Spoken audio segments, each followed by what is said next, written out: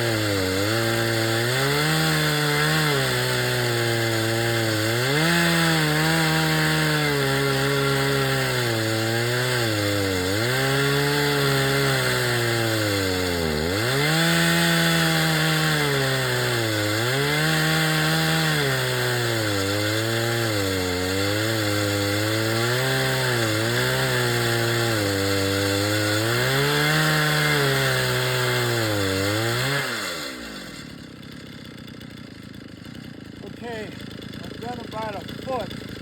I don't know if you can see it, but we're taking 3 inches off on this end and 1 inch on that end, so we have a tapered cut.